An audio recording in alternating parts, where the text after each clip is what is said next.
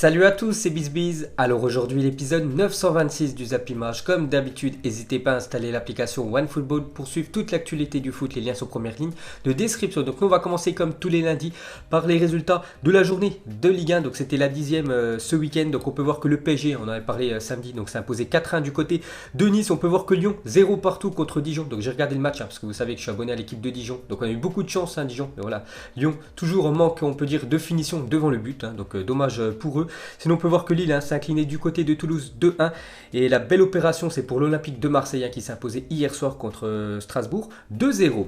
Ensuite pour continuer avec l'Olympique de Marseille est devenu hier soir le premier club de l'histoire de la Ligue 1 à atteindre la barre des 1100 victoires dans l'élite française. Donc félicitations à l'Olympique de Marseille pour ce record. Ensuite on va parler de l'AS Monaco qui s'est imposé 3-2 contre l'équipe de Rennes. Donc Rennes ça va plus du tout ces temps-ci, que des défaites pour le Stade Rennais. Mais Monaco ça va beaucoup mieux grâce surtout à Wissam Ben Yedder. Donc regardez ces derniers matchs avec son équipe de Monaco.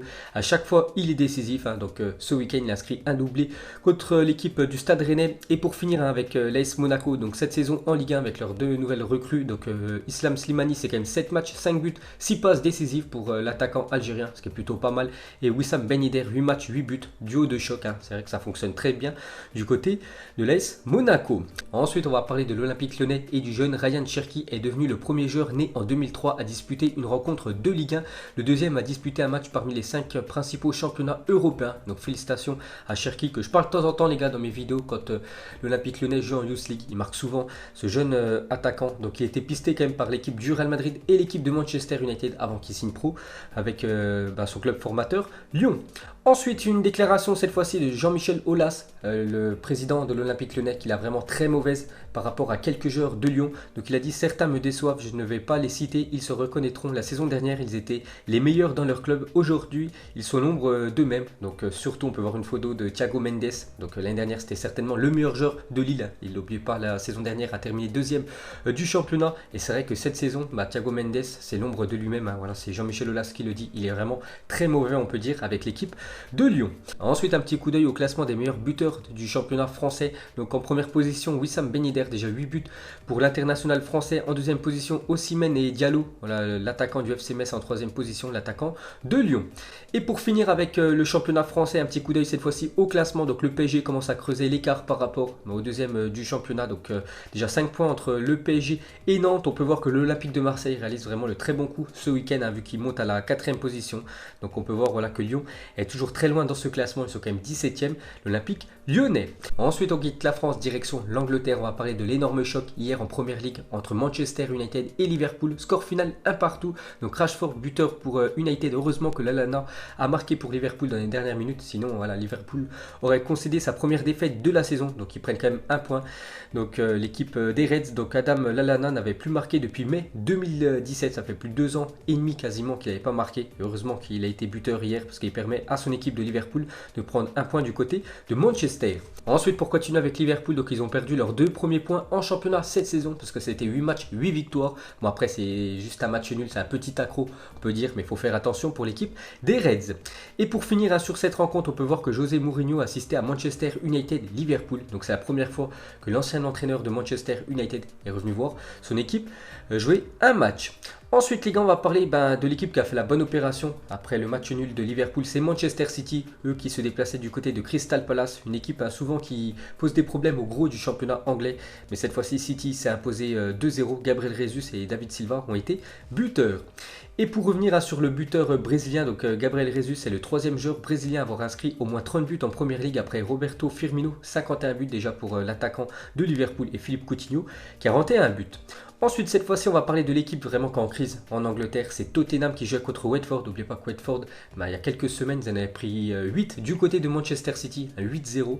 Et Tottenham qui joue à domicile contre cette équipe de Watford. Ils ont fait simplement 1 partout. Donc encore 2 points de perdus pour l'équipe des Spurs.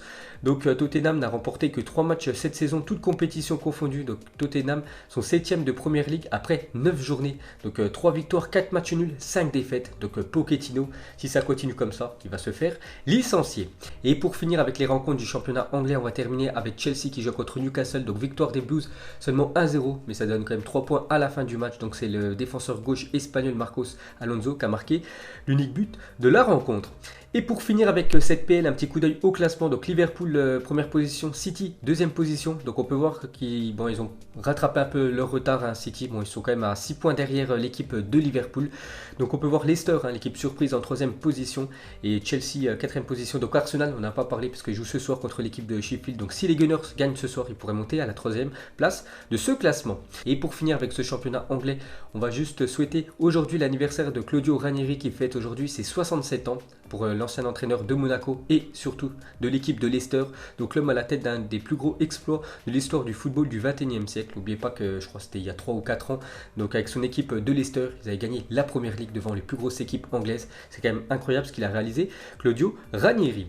Ensuite on quitte l'Angleterre, direction l'Espagne. On va commencer avec le FC Barcelone qui se déplaçait sur la pelouse de Eibar. Et victoire facile samedi après-midi pour les Barcelonais. Ils sont imposés 3-0. Donc Griezmann, Messi, Suarez ont été buteurs. Ensuite pour continuer avec le buteur uruguayen, on peut voir que ce week-end, il est devenu le 4e meilleur buteur de l'histoire du FC Barcelone. Donc toujours ce classement largement dominé par Messi, 605 buts déjà avec l'équipe du Barça. Et on peut voir que Suarez maintenant, elle a 4e place de ce classement avec 184 buts avec le FC Barcelone.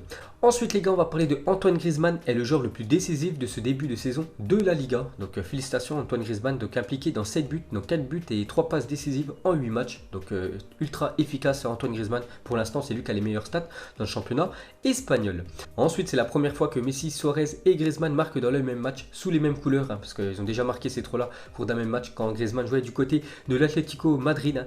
Donc on peut voir que ça fait la une des journaux espagnols, surtout la une Journal Sport en Espagne. C'est marqué naissance de la MSG, donc Messi, Suarez, Griezmann.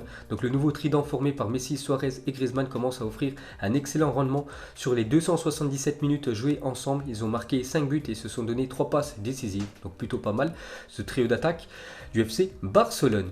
Ensuite cette fois-ci on va parler de l'autre grosse équipe en Espagne, le Real Madrid qui se déplaçait du côté de Majorque et défaite pour le Real Madrid contre le promu. Majorque c'est une équipe promue, donc 1-0, donc c'est simple les stades de Majorque, donc c'est une frappe cadrée, un but, donc ultra efficace. Donc les Madrilènes s'inclinent sur leur seul tir cadré concédé, donc voilà une défaite de plus pour le Real Madrid. Donc Thibaut Courtois cette saison 11 arrêts, 12 buts encaissés, voilà parce qu'il était dans les cages. Thibaut Courtois qui est plus malade, on peut voir que son équipe s'inclinait voilà, sur une frappe cadrée, il n'a pas réussi à l'arrêter. Ensuite, peut-être il y en a qui se demandaient pourquoi Eden Hazard n'était pas de la partie. Donc Eden Hazard est absent du groupe du Real Madrid qui affrontait Majorque ce week-end. Pourquoi? Parce que le Belge est devenu papa pour la 4e fois. Félicitations aux parents, donc félicitations à la famille Hazard. Et pour finir avec le Real Madrid et surtout le coach Zinedine Zidane, donc cela ressemble à la dernière chance pour l'entraîneur français. Donc grosse pression pour Zidane avant Galatasaray. Donc n'oubliez pas que demain, match ultra important pour l'équipe du Real Madrid qui se déplace du côté du club turc du Galatasaray en Ligue des Champions. Une défaite serait pas du tout bon, on peut dire, pour l'équipe du Real Madrid, et surtout une défaite pourrait limoger, on peut dire, Zinedine Zidane après la défaite contre Majorque. Donc attention pour Zidane demain en Turquie.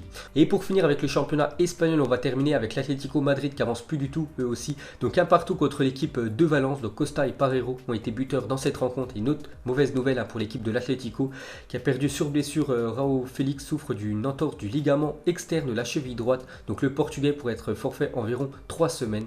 Donc voilà, ça s'accumule, on peut dire, les mauvaises nouvelles pour l'équipe de Madrid qui n'arrive plus du tout à gagner en championnat. Et pour finir avec cette Liga, un petit coup d'œil au classement. Donc le Barça avec cette victoire et la défaite du Real Madrid. Donc le Barça prend, on peut dire, cette première place du championnat devant le Real Madrid. Il y a juste un point d'écart. On peut voir que l'Atlético avec 16 points est actuellement 5e. Ensuite les gars, on quitte l'Espagne, direction l'Italie. On commence avec la Juventus qui joue contre Bologne et victoire de la Juve 2-1, dont un but de Cristiano Ronaldo, une fois de plus buteur à un CR7. Donc Cristiano Ronaldo a marqué 6 buts lors de ses 7 derniers matchs, toutes compétitions confondues. Donc à part contre l'Inter Milan où il n'a pas trouvé le chemin défilé, sinon à chaque fois il a marqué un but. Cristiano Ronaldo qui est en ultra forme depuis ce début de saison. Donc on peut voir qu'il a reçu un maillot pour ses 700 buts avant la rencontre, voilà, avec Cristiano Ronaldo. Donc maintenant il est à 701 buts avec son but hier soir contre l'équipe de Bologne.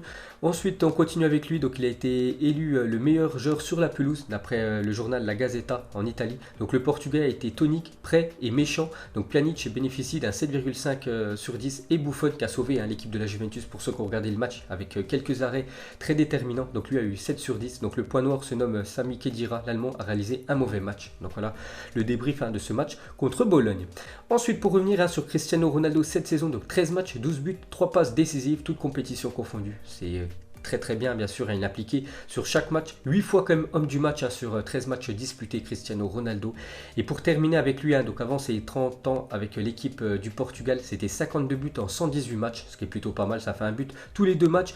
Et après ses 30 ans, c'est 43 buts en 44 matchs, c'est beaucoup mieux. Hein.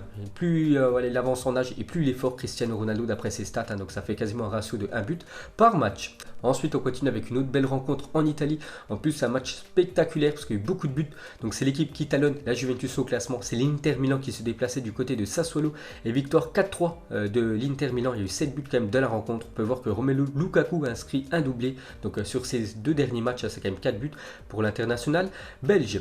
Et pour finir hein, sur cette rencontre, les gars, une petite scène insolite. Donc, un parachutiste a fait irruption sur la pelouse pendant le match Sassuolo-Inter Milan. Donc, peut-être il s'est cru dans Fortnite. Hein, donc, il atterrit en plein sur la pelouse. Donc après, on peut voir hein, qu'il avait une GoPro sur le casque, donc il a été escorté en dehors du stade. Ensuite les gars, on va parler de Naples hein, qui jouait contre l'Hellas Vérone, donc victoire 2-0 des Napolitains. On peut voir que Milik a inscrit un doublé. Ensuite on va parler d'un autre match spectaculaire en Italie, donc c'est Lazio-Atalanta. Donc l'Atalanta menait à la 70e minute 3-0 et la Lazio a fait son retard en seulement 20 minutes, sont revenus à 3-3, donc un doublé de Ciro Immobile. Ensuite, juste le point noir hein, dans le championnat italien, on en parle quasiment toutes les semaines. Il y a eu encore un problème raciste, on peut dire, dans un stade. Hein. Donc Ronaldo Vieira, joueur de la Sampdoria, a été la cible de cris de singe hier après-midi à Gênes de la part des supporters de l'AS Roma. Donc on peut voir que le Twitter officiel de l'AS Roma s'est excusé après voilà, le problème hein, qu'il y a eu dans le stade et qui vont essayer de trouver le ou les coupables. Et pour finir ce tour d'Europe, on termine avec le championnat allemand. Donc on commence avec le Bayern Munich hein, qui a laissé filer 2 points ce week-end. Donc du côté de Augsbourg, donc c'est vraiment dommage hein, pour le Bayern Munich en plus qui menait 2-1 dans la rencontre. Donc il y a eu 2 partout à la fin de la rencontre. Et pour finir avec l'équipe de Munich, donc une très mauvaise nouvelle. Donc officiel, Niklas Süle souffre d'une rupture du ligament croisé du genou gauche et devrait être absent jusqu'à la fin de la saison pour le titulaire indiscutable hein, de l'équipe du Bayern Munich et aussi de la sélection allemande. Donc il devrait être forfait jusqu'à la fin de saison. Voilà, rupture des ligaments croisés. Donc les gars, ça pardonne pas. Donc bon rétablissement à Süle. Et pour finir ce zap image, les gars, on va parler de André-Pierre Gignac qui a marqué cette nuit son 100e but avec les Tigres au Mexique. Donc félicitations à Gignac. Donc on peut voir que ce n'est pas le plus important parce que les adversaires voilà, des Tigres, donc cette nuit, donc Veracruz ont refusé de jouer les premières minutes. La raison, les joueurs sont sans salaire depuis plusieurs mois. Gignac en a donc profité pour marquer. Donc on peut voir voilà, que dès le coup d'envoi, donc les joueurs des Tigres sont partis au but et leur adversaire les ont laissés hein, aller marquer le but. Donc c'est Gignac qui a inscrit le but. On peut voir qu'il y en a, il croise les bras. Donc voilà comment a marqué Gignac son 100e but. Mais bien sûr, ça compte dans les stades. Donc voilà les gars, la fin de ce Zap Image 926. Donc si ça vous a plu, un petit like et je vous ferai l'épisode 927 demain. Donc moi je vous laisse et je vous dis à la prochaine. Comme d'habitude, ciao à tous.